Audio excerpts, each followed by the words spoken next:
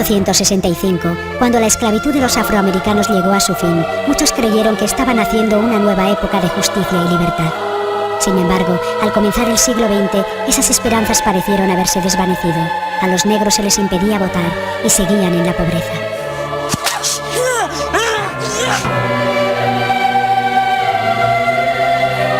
Los negros eran víctimas de la violencia y los asesinatos. En toda América, la resistencia al racismo se encontraba con una represión salvaje.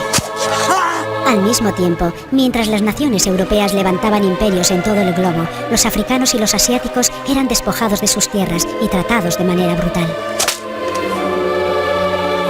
En Occidente, la cultura popular reforzaba la idea de la jerarquía racial y la supremacía blanca, ridiculizando a los negros. Durante todo el siglo XX, desde los campos de algodón de Mississippi y las minas de diamantes sudafricanas, se despliega una historia de explotación y violencia racial. Mucha gente perdería la vida resistiendo, librando batallas que hoy día siguen librándose en muchos países.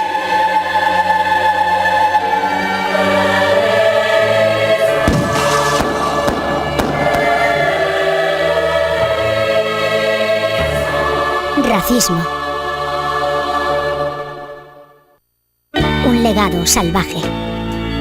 La campaña para abolir la esclavitud en los Estados Unidos había encontrado respaldo en todo el mundo. La abolición fue recibida como un triunfo para la humanidad, pero los negros americanos no tardarían en darse cuenta de que el racismo había subsistido a la esclavitud.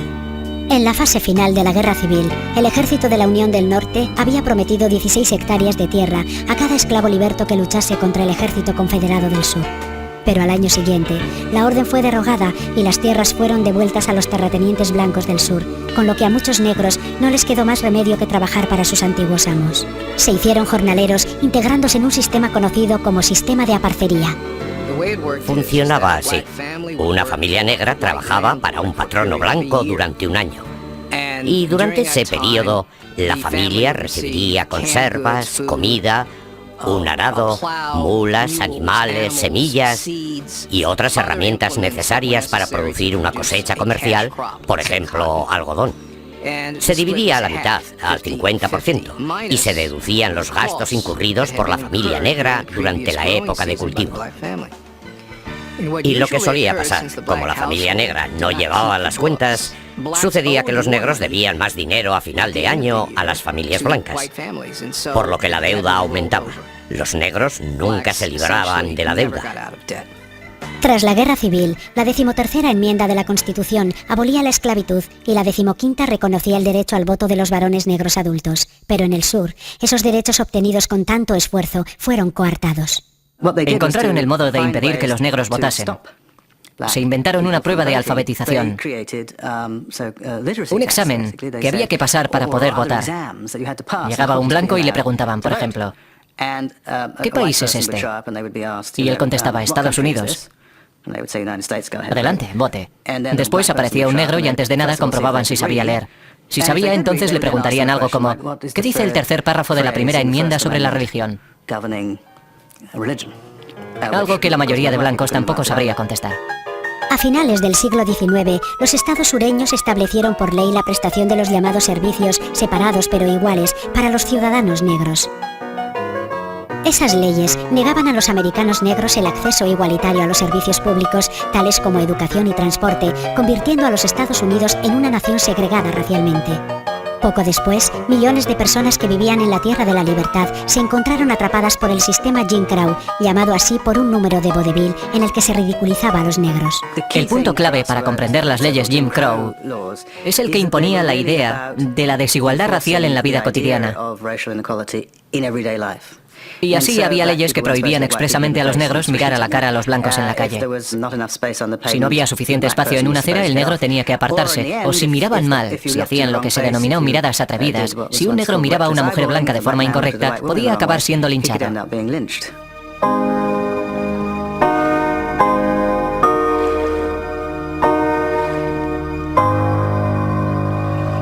Jim Crow, segregación racial legal, era un régimen de blancos sobre negros. Y en el centro del sistema Jim Crow estaba la violencia.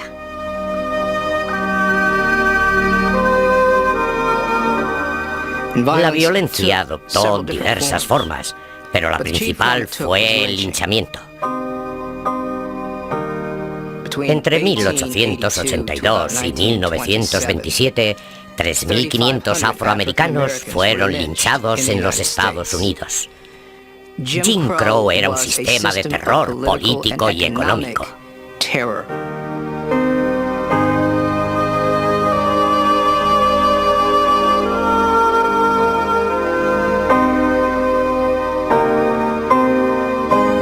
La esclavitud fue siempre una especie de bendición perversa para los negros en el sentido de que eran definidos como propiedad. A principios de la década de 1850, un joven negro de 21 años, un jornalero, valía 750 euros, por lo que los blancos tenían intereses personales quizá para azotar a sus esclavos, pero no para matarlos.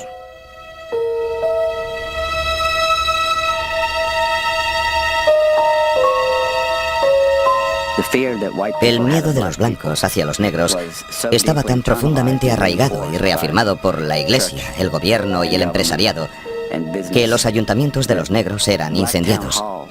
Las iglesias de los negros también eran incendiadas. Y si un negro se defendía contra su agresor, contra un blanco, no solo podía morir él, sino toda su familia. Podía ser torturado durante horas. En algunos casos, en más de uno, el negro era atado a un tronco y quemado de los pies hacia arriba, para que una gran multitud de gente pudiese tener el placer de oír sus gritos y presenciar el horror. En su casa, cerca de Savannah, Georgia, James Allen ha reunido un archivo fotográfico de la violencia racial en el sur. Durante los últimos 20 años, ha encontrado fotografías estremecedoras en los álbumes familiares de hogares sureños normales. Muchas son postales que eran producidas en serie como souvenirs. Se imprimieron decenas de miles de imágenes como estas y se vendían a 7 céntimos o a 75 céntimos la unidad. Algunas de las postales indicaban dónde escribir y el descuento que obtenías si comprabas una, 10 o 100. Se vendían en tiendas de comestibles y en farmacias. Se vendían en la calle. Yo le compré una fotografía a una mujer. El fotógrafo las vendía puerta a puerta. Su madre había comprado la foto por €1,50.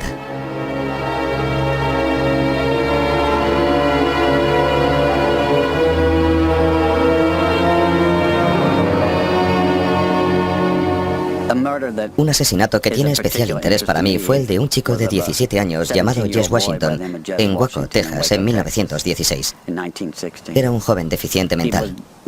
La mujer del granjero para el que trabajaba fue encontrada muerta. Jess fue detenido y fue llevado a juicio. El juicio duró desde las 10 hasta las 12. Y cuando el jurado volvió a mediodía, lo declaró culpable. Alguien que estaba en la sala, pudo haber sido cualquiera de los que estaban en la sala, gritó: "¡A por el negro!". Entonces comenzó uno de los peores y más crueles maltratos a un ser humano. Sacaron a Jess del juzgado a patadas. Al pie de las escaleras, varios cientos de personas le esperaban. Le pusieron una cadena al cuello. Había 16.000 personas apiñadas en la calle para ver cómo torturaban al chico. Jess fue atado por la cadena a una rama de un árbol. Le prendieron fuego. Levantaron a Jess sobre la hoguera para que la multitud pudiese verlo. Hubo vítores, como en un partido de fútbol, animando a los torturadores. Cuando Jess intentó encaramarse por la cadena agarrándose con las manos, le cortaron los dedos uno a uno para que solo pudiese palmotear la cadena. Luego lo volvieron a bajar a la hoguera. Un hombre lo castró. Otro lo sujetaba con un palo para que no pudiese alejarse del fuego. De vez en cuando lo izaban para evitar que muriese y poder contentar a la multitud. Hasta que al final murió.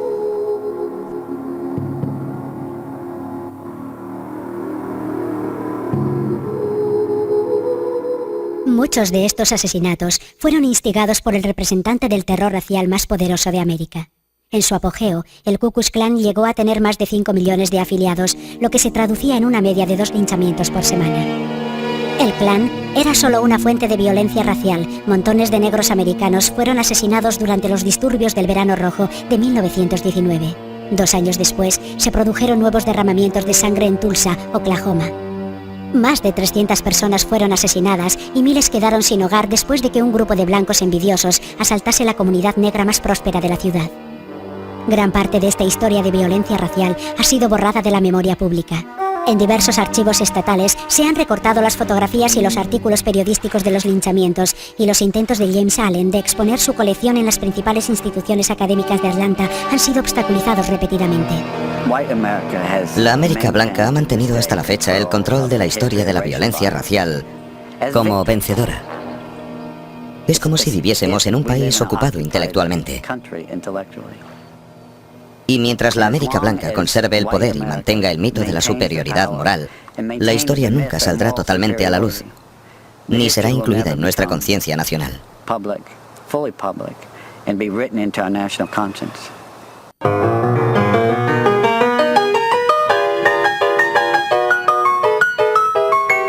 La violencia solo era una forma de mantener la jerarquía racial. La prensa, el cine y el teatro estereotipaban a los negros como personajes necios e irrisorios.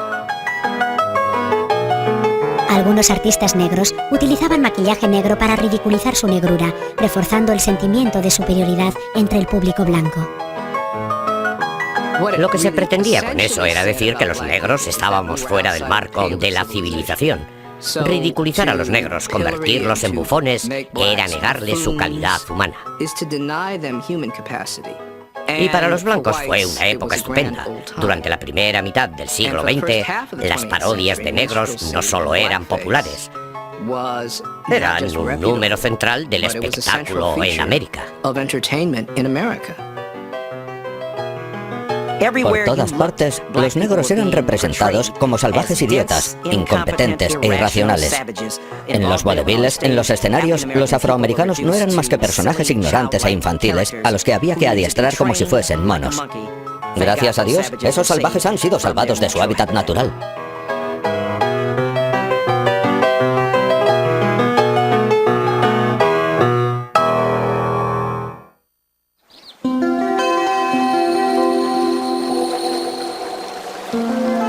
Las humillaciones y vejaciones infligidas a los negros americanos se reflejaron en África.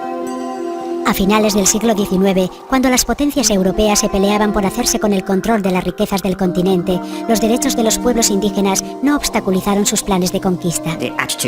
La actitud de los blancos en toda Europa era tabula rasa, terra incógnita. Este lugar es una especie de tierra de nadie. En otras palabras, podemos crear nuestros propios estados aquí y vamos a traer orden y a civilizarlos. La palabra civilizar se empleaba siempre. Aunque estuvieses matándolos, estabas civilizándolos. La mayoría pensaba que necesitaban, en el mejor de los casos, un tratamiento paternalista, que necesitaban ser cuidados como niños. Tras la Conferencia de Berlín en 1885, los europeos emprendieron la conquista territorial del continente. En menos de 20 años, el 90% del territorio africano estaría sometido al dominio colonial europeo. Uno de los principales beneficiarios fue el rey Leopoldo II de Bélgica. Consciente de la vasta fortuna que podía amasar, convenció a las potencias europeas de que reconociesen su soberanía sobre una de las regiones más grandes de África, Congo.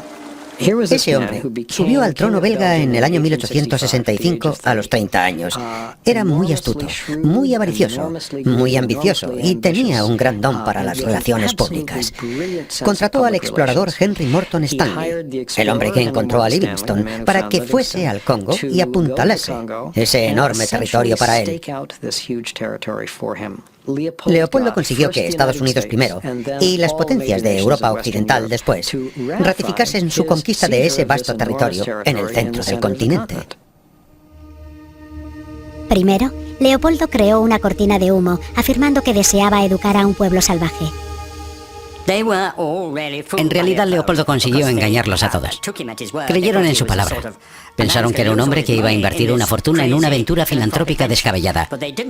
Pero no se dieron cuenta de que lo que en realidad perseguía era enriquecerse explotando a los negros.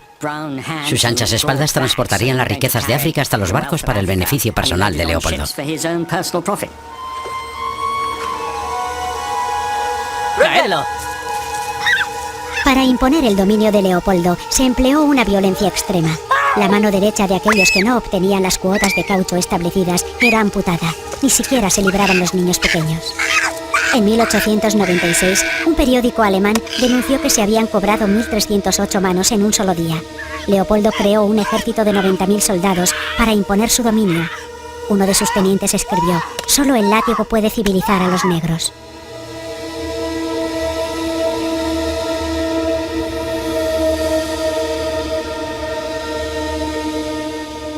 Asaltaban una aldea tras otra. El ejército capturaba a las mujeres de la aldea y las tomaba como rehenes para obligar a los hombres de la aldea a ir al bosque y recoger una cuota mensual de caucho. Hicieron eso durante unos 20 años. Y está claro que si todas las mujeres de la aldea están secuestradas, si todos los hombres están en el bosque, sometidos a trabajos forzados durante varias semanas al mes, no queda nadie para plantar y cosechar, para cazar y pescar, para realizar las tareas necesarias para abastecer a la comunidad. Todas estas razones, el hambre, la extenuación y sobre todo la enfermedad, consiguieron minar una población debilitada por la hambruna. Según los cálculos más optimistas, entre 1880, cuando el rey Leopoldo se hizo con el control del Congo, y 1920, en ese periodo de 40 años, se produjo un alarmante descenso de la población. De 20 millones a principios de ese periodo, a unos 10 millones al final. Una enorme pérdida de vidas humanas.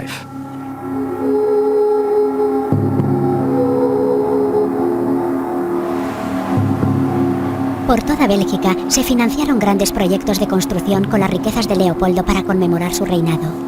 Leopoldo mandó construir un palacio llamado en la actualidad Museo de África Central para exhibir su botín. Para la historiadora Bambi Coipens, hija de padre congoleño, el edificio representa los mitos creados para justificar el dominio belga en Congo. La sala central te da una idea de lo que se supone que representa el museo. En el centro hay una cúpula, a través de la cual cae la luz, por así decirlo, sobre el corazón de las tinieblas. A la vez, la cúpula representa el cielo. Y abajo, en la sala central, a los pies de la figura de Leopoldo II, están las estatuas de los congoleños. Se puede ver la ordenación jerárquica que estructuraba las relaciones entre colonizadores y colonizados. Como ser humano, evidentemente eso me impresionó mucho. Está muy claro que los africanos, tal y como se puso en marcha este museo en un principio, y tal y como siguen funcionando la mayoría de las exposiciones, están realmente deshumanizados. Eran vistos y representados como salvajes que necesitaban perentoriamente la ayuda de desconocidos, esto es, europeos, que los transformasen en seres humanos, completamente civilizados. A partir de finales del siglo XIX, empezaron a popularizarse en Europa zoológicos humanos en los que se exhibían africanos en su estado primitivo. Uno de los primeros se instaló en los terrenos del Museo de Leopoldo. Los africanos se exhibían para que la gente pudiese ir a verlos, del mismo modo que se pueden ver a los animales enjaulados en un zoo. Y la gente reaccionaba de forma parecida. Había carteles avisando que estaba prohibido tirar cacahuetes a los africanos, porque eso es lo que hacían. En realidad, este museo es también el único monumento a la historia colonial belga que queda en el país. Por lo que si desmantelamos el museo, correríamos el peligro de eliminar de la memoria pública ese legado colonial. Y si eso ocurriese, estaríamos preparando el terreno para esas personas que dicen: bueno, no fue tan malo, ¿verdad? El rey Leopoldo II hizo mucho bien. En 1908, un año antes de su muerte, los crímenes de Leopoldo salieron a la luz pública y el rey fue obligado a entregar el control de Congo al gobierno belga. Pero la crueldad continuó. No se puso fin al sistema de trabajos forzados porque era muy rentable. El nuevo Congo belga siguió utilizándolo más o menos hasta principios de los años 20. En aquel momento, los agentes coloniales belgas se dieron cuenta de que el vertiginoso descenso de la población era provocado por el sistema de trabajos forzados, por lo que tuvieron que modificarlo. Tuvieron que hacerlo menos letal para no quedarse sin mano de obra. En el libro El corazón de las tinieblas, el autor Joseph Conrad, testigo de la violencia en Congo, escribe: la conquista de la tierra, lo que mayormente significa arrebatársela a aquellos que tienen un color de piel distinto o la nariz más chata que la nuestra, no es nada agradable cuando profundizas un poco. Aunque perecieron 10 millones de personas, en gran medida el genocidio congoleño pasó desapercibido en Europa. Solo al final de la Segunda Guerra Mundial, cuando los informativos documentaron el exterminio nazi de 6 millones de judíos, los vocablos genocidio, holocausto e incluso racismo pasaron al lenguaje corriente. Sea cual sea el origen de la palabra racismo, si se acuñó entonces por primera vez, no hay duda de que se hizo pensando en cómo trataban los nazis al pueblo judío. Ese caso fue el que dio su acepción actual a la palabra racismo. De hecho, introdujo su uso en el lenguaje corriente. Y lo hizo en un contexto donde quedaba totalmente claro que era una cosa muy, muy mala. Aún así, el tratamiento brutal que se le daba a las razas de color no europeas era tolerado por los países occidentales. Cuando el Partido Nacional subió al poder en Sudáfrica en 1948, aprobaron una serie de leyes que institucionalizaba la supremacía blanca. Sin embargo, el apartheid apenas suscitó críticas en Occidente. Lo que pretendían los blancos era salvaguardar su supremacía política en el país, pero de un modo que les garantizase el acceso a toda la mano de obra negra que quisieran. El plan era utilizar a los negros en provecho económico de los blancos, de modo que las ventajas del apartheid para los blancos fuesen una combinación de supremacía política y bonanza económica. Así, el propósito de la clasificación racial era proporcionar un mecanismo para segregar el acceso a los recursos, para segregar el acceso al poder. Así, tu clasificación racial, una vez determinada, afectaba al lugar donde vivías, determinaba dónde trabajabas y la clase de trabajo que podías realizar. Determinaba con quién mantenías relaciones sexuales y con quién podías casarte. Determinaba a qué escuelas iban tus hijos y a qué universidades podían ir. En otras palabras, era una categorización que afectaba a tu vida en general, y esto se interiorizó de una forma muy íntima como base de la opinión que la gente tenía de sí misma. Do you think that the South African government's racial policy is right? I really do, because we cannot mix with the lower nations at the moment, unless they are cultivated and educated and so on.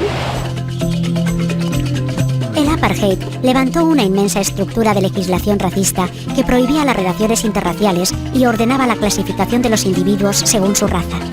Entre críticas internacionales hacia su política, los artífices del apartheid emularon a los creadores del sistema Jim Crow y abrazaron la retórica segregacionista, separados pero iguales. El gobierno sudafricano no empezó diciendo que los negros eran seres inferiores, sino que todo el mundo podía autogobernarse en sus reservas y según sus costumbres.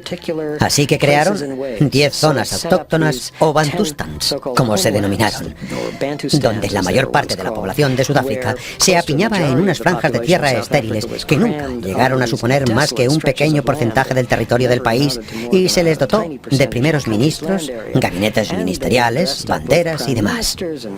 Era una farsa, pero tuvieron que pasar por la farsa, porque las cosas habían cambiado en el mundo. Si eso hubiese sucedido a principios del siglo XIX, no se habrían molestado en montar esa farsa.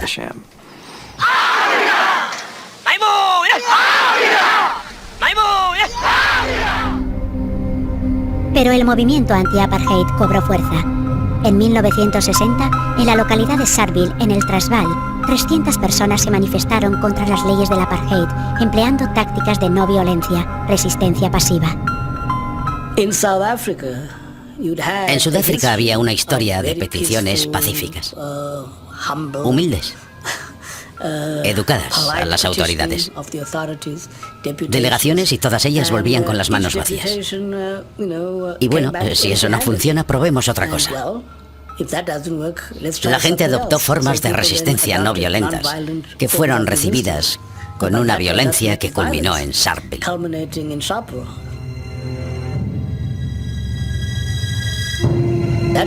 En cierto modo, eso fue un punto de inflexión para todos. Un grupo de personas se reunió delante de una comisaría de policía en una manifestación pacífica. Hubo 69 muertos, la mayoría con un tiro en la espalda, lo que significa que estaban huyendo. Por supuesto, esto generó mucha ira. Y creo que mucha gente dijo, vale, si esta va a ser vuestra respuesta, tendremos que buscar otros medios de encarar la situación.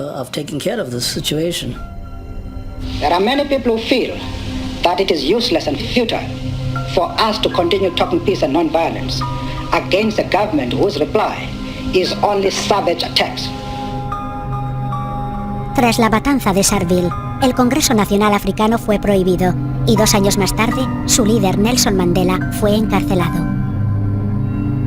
Afirmó que los sucesos de 1960 habían obligado a la ANC3 a comprometerse con la lucha armada. La violencia, dijo Mandela, era inevitable en este país. Al igual que en Sudáfrica, en los estados del sur de los Estados Unidos, muchas características del apartheid, como la privación del derecho al voto a los negros, las leyes contra los matrimonios mixtos y segregación racial, prevalecieron hasta mucho después de la Segunda Guerra Mundial. La violencia racial siguió siendo habitual. En 1946, los soldados afroamericanos que regresaban de la guerra estaban siendo linchados a razón de 1 por semana.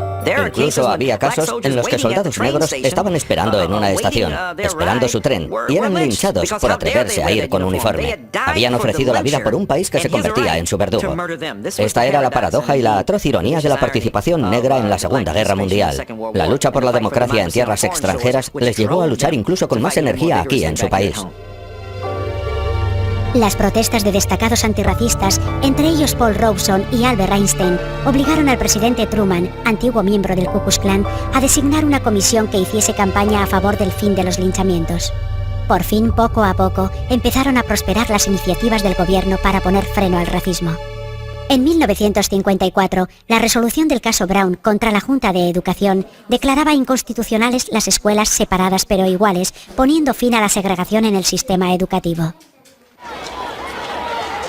Los defensores de la supremacía blanca opusieron resistencia a la decisión. En Little Rock, Arkansas, la Guardia Nacional protegía a los alumnos negros que tenían que soportar violentas manifestaciones racistas para poder ir al colegio. Aquellos que se oponían al racismo se exponían a sufrir duras represalias.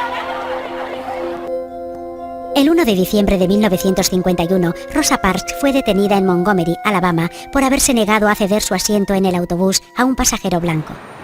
Cuando Martin Luther King pidió el boicot a los autobuses de Montgomery, el índice de participación de la población negra fue del 99%. Aquellos hechos propiciaron que en 1956 el Tribunal Supremo dictase una orden prohibiendo la segregación en el transporte público. El movimiento de derechos civiles había nacido. En la década de los 60, los manifestantes fueron agredidos, encarcelados y asesinados. Los líderes más elocuentes del movimiento, entre ellos Martin Luther King y Malcolm X, fueron silenciados. Oponerse al racismo podía resultar peligroso.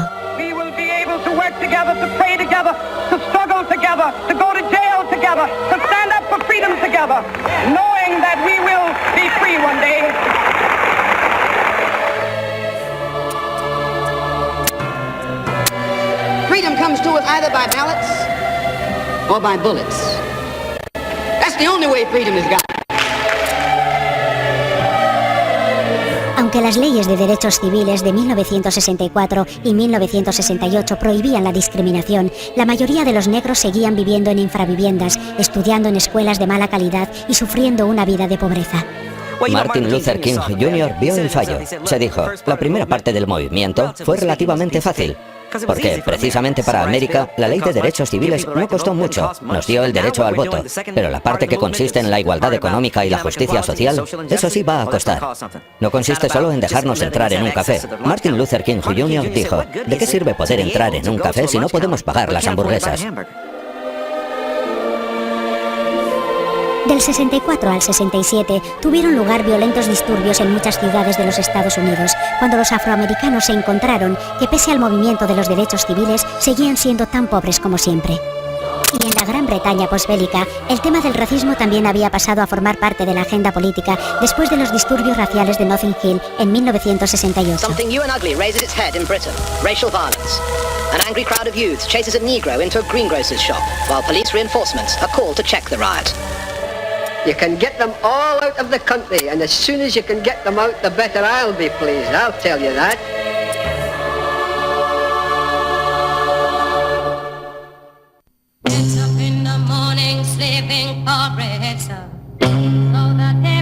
A mediados de los 60, llegaban a razón de 75.000 inmigrantes anuales procedentes de las colonias y la Commonwealth.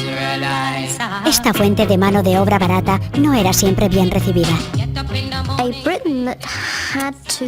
Una Gran Bretaña que nunca se había cuestionado su derecho a ocupar un tercio del globo. tuvo que enfrentarse a que personas de ese tercio del globo se estableciesen en Gran Bretaña, el centro del imperio. Y eso no gustó. Muchos negros británicos recibieron con los brazos abiertos la Ley de Relaciones Raciales de 1968, que prohibía la discriminación en el empleo y la vivienda. Pero un miembro de la oposición, el conservador Enoch Powell, se opuso a ella en su infame discurso Ríos de Sangre, haciendo alarmantes predicciones sobre las consecuencias de la inmigración. Recibió más de 40.000 cartas de apoyo. El recién creado Frente Nacional enarboló la bandera de Powell y llegó a superar los 20.000 afiliados en 1974. El auge del Frente Nacional en los 70 fue una época horrible para los jóvenes. Si eras joven y negro tenías que estar en forma para luchar y correr a toda velocidad. Recuerdo en nuestro barrio, en Oldham y los sitios donde crecí, tenías que hacer footing por territorio enemigo. Era casi como una película de Hollywood, una película de gángsters. Estabas alerta todo el tiempo porque si los skinheads aparecían por alguna esquina, necesitabas medio metro de ventaja para poder escapar de ellos. Cuando se celebró el carnaval de Notting Hill de 1976, muchos negros habían perdido la fe en la policía. Las comunidades ya estaban en pie de guerra con la policía en 1976. Los de mi generación les decíamos a nuestros padres, vale, si queréis soportadlo, pero nosotros hemos nacido aquí y está claro que no vamos a soportarlo. Estábamos muy politizados por el movimiento americano de los derechos civiles y por la lucha contra el apartheid en Sudáfrica. Éramos muy conscientes de cuáles eran nuestros derechos y no íbamos a permitir que nos oprimiesen.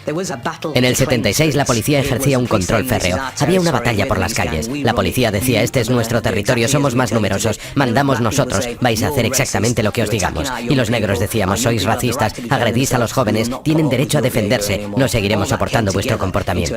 Esto sucedía en medio de una embriagadora mezcla de marihuana, música y descontrol en el carnaval de Notting Hill en el 76.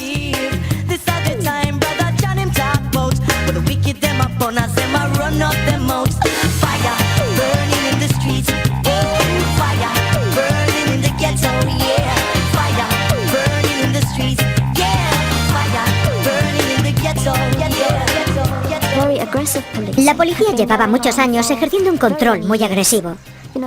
Las pandillas de jóvenes negros representaban una amenaza para la policía y las de los blancos no. La gente dijo basta. Durante los 5 años siguientes, las relaciones entre los negros y la policía fueron deteriorándose con el resentimiento, hasta que el 10 de abril de 1981, la detención de un joven negro en Brixton, sur de Londres, amparándose en las llamadas leyes SUS, desencadenó una serie de disturbios en toda Gran Bretaña. El hecho de que tuviese tanta repercusión en la sociedad británica deja claro que había mucha gente que no quería saber qué ocurría a su alrededor, que hacía la vista gorda a la intolerancia, a la injusticia y a la brutalidad policial. En 1981 tuvieron lugar 30 disturbios raciales en Gran Bretaña, desde Londres, Liverpool y Leeds, hasta Hounslow, Halifax y High Wycombe. El informe oficial de los disturbios, realizado por uno de los jueces más veteranos de Gran Bretaña, Lawrence Carman, identificaba las condiciones sociales deficientes como raíz del problema, rechazando la idea de un racismo institucionalizado dentro de la policía.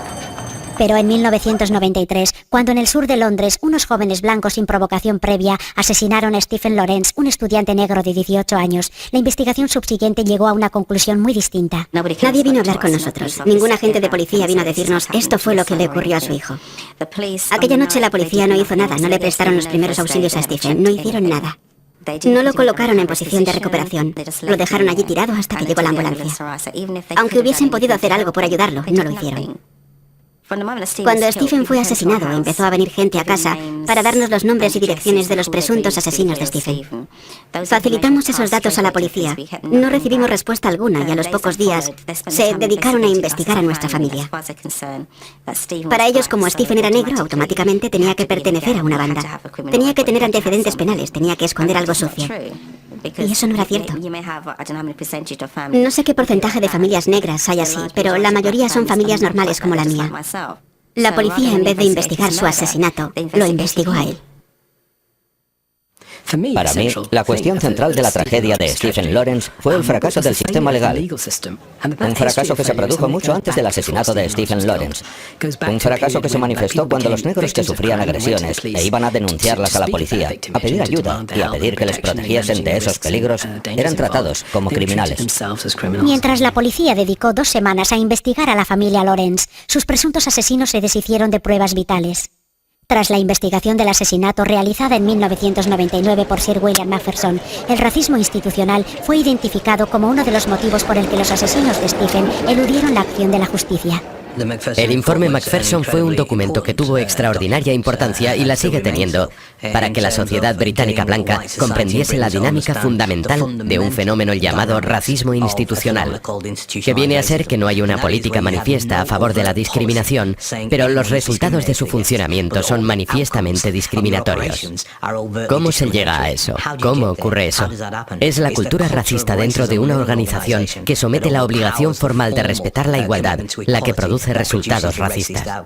Y teníamos que poner al descubierto ese fenómeno, porque eso fue justo lo que ocurrió en el caso de Stephen Lawrence y en muchos otros casos en todo el país. Mucha gente cree que Gran Bretaña es ahora un país menos racista. Sin embargo, la proporción de población negra entre las clases desfavorecidas es notablemente superior a la media. En ciertos sentidos, en la actualidad creo que vamos hacia atrás, y la razón por la que digo eso es porque la desigualdad racial en los últimos 20 años, desde 1986 hasta 2006, ha aumentado. La tasa de mortalidad infantil entre la población negra ha aumentado. El índice de fracaso escolar entre la población negra ha aumentado en todo el país. Los índices de desempleo de la población negra apenas se han movido en 30 años. Siguen siendo muy elevados. El índice de encarcelamiento sigue siendo muy elevado. El 33% de los presos encarcelados en Londres pertenecen a la comunidad afrocaribeña. Así que seguimos viendo que la discriminación racial tiene un gran impacto en la vida de la población negra.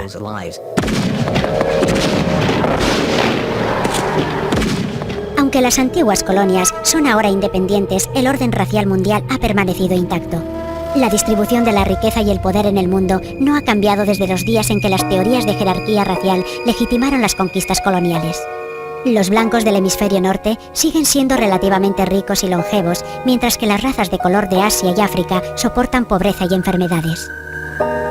Incluso en Sudáfrica, la caída del apartheid en 1994 no conllevó la esperada distribución de la riqueza. En la actualidad, el desequilibrio entre un negro medio y un blanco rico es en términos reales mayor que en 1990, cuando dominaban los defensores de la supremacía blanca. Es uno de los pactos que hubo que hacer. Para explicarlo en pocas palabras, todo se reducía a que los blancos aceptarían la democracia a condición de no ser despojados de las propiedades que habían obtenido como resultado de la opresión racial. Básicamente, el pacto fue ese. Si cuando el Congreso Nacional Africano subió al poder hubiesen dicho, vale, no solo queremos una revolución política, también queremos una revolución económica. Vamos a redistribuir de forma radical la riqueza de este país como se nos ha prometido durante años. Ya sabe, dar las minas a quienes las trabaja, dar las fábricas a quienes las trabaja y demás. Creo que no les habrían permitido formar parte del sistema económico internacional y creo que posiblemente la mayoría de la población blanca habría abandonado el país. Si les hubiesen quitado la riqueza, si les hubiesen arrebatado las tierras, como ocurrió en Zimbabue, por ejemplo, y económicamente eso habría sido desastroso. En los Estados Unidos, aunque las estructuras racistas más notorias han sido desmanteladas, una elevada proporción de afroamericanos sigue atrapada en la pobreza. Según un estudio reciente, en 1968, una familia negra típica tenía alrededor del 60% de los ingresos de una familia blanca media. En la actualidad, solo tiene el 58%. El desempleo entre los negros es más del doble que entre los blancos, una diferencia mayor que en 1972. Los niños negros tienen 2 veces y media más probabilidades de morir durante el primer año de vida, peor que en 1970. La creencia de que vivimos en una sociedad posracista nos ha impedido ver el impacto que el color de la piel juega en la determinación de nuestros destinos. Los currículos de un blanco y negro idénticamente cualificados, si identifican el del candidato negro porque asocian su nombre con una identidad afroamericana, reciben tratamientos distintos cuando llegan a la mesa de los empresarios. Lo que motiva el racismo estructural del siglo XXI son tres procesos institucionales fundamentales: el desempleo masivo, el encarcelamiento masivo y la privación masiva del derecho al voto. En 1980 había alrededor de 500.000 de presos en los Estados Unidos. En la actualidad hay 2.300.000, más o menos la mitad son negros. Así, este proceso de encarcelamiento masivo en muchos estados conduce al tercer pilar del racismo estructural, que es la privación del derecho al voto. Hasta hace muy poco, en 10 estados de los Estados Unidos, si eras declarado culpable de un delito que conllevase una pena de cárcel de al menos un año, perdías el derecho a votar durante el resto de tu vida. Así, en el estado de Florida, en el año 2000, donde George Bush gana la presidencia por menos de 600 votos, en ese estado 818.000 ciudadanos de Florida que viven en ese estado y pagan impuestos a los Estados Unidos no podían votar durante el resto de su vida. La privación del derecho al voto no es la única característica de las leyes racistas que han resurgido en los últimos años. A mediados de los años 90, La curva de Bell, un libro donde se afirmaba que las disparidades raciales en los test de inteligencia demostraban la inferioridad intelectual innata de los negros, se convirtió en un bestseller. Gran parte del trabajo de investigación fue financiado por el Fondo Pioneer, una fundación creada por un simpatizante de los nazis. Sus autores agradecieron la ayuda de un profesor que escribe: lo que se pide aquí no es el genocidio de las culturas incompetentes, sino la retirada progresiva de tales pueblos. Pero las críticas a La curva de Bell recibieron relativamente poca atención por parte de los medios y el libro se utilizó para justificar los recortes en programas sociales dirigidos a paliar la desigualdad racial. Sugería: puedes gastar todo el dinero que quieras, puedes darles toda la educación que quieras, pero será inútil. Un cerdo es un cerdo y siempre será un cerdo. Y no puedes poner un cerdo en un gallinero porque los cerdos son cerdos, las gallinas son gallinas y las águilas son águilas. Lo que sugería es que todos los programas, los proyectos sociales que presenten para ayudar a los negros no servirían para nada porque eran intrínsecamente inferiores. En la actualidad, la ciencia está minando las bases biológicas del concepto de raza. El proyecto Genoma Humano ha determinado que la diferencia genética media entre un africano y otro es la misma o mayor que la existente entre un negro y un blanco. Los únicos genes que distinguen las razas son aquellos que determinan el color de la piel, y sin embargo esos genes, solo 5 de alrededor de 25.000, siguen determinando el destino de millones de vidas. La mitología de la raza existe por la sencilla razón de justificar el intento de un grupo de dominar a otro. Y la útil ficción de la raza sigue permitiendo a la gente conspirar contra lo mejor de nuestras comunidades humanas. Por ejemplo, una persona que está intentando tomar un taxi en Nueva York podría decir: disculpe, taxista, sé que usted piensa que soy negro y que las razas existen. Soy una ficción, un producto de su imaginación. Soy un concepto social. No hay base biológica ni confirmación empírica para mi diferencial de melanina. Solo soy otro ser humano que tiene una cantidad de melanina diferente. Y aún así el taxista dice: no te llevo porque pretendes ir a Harlem, tío. Eso es la raza.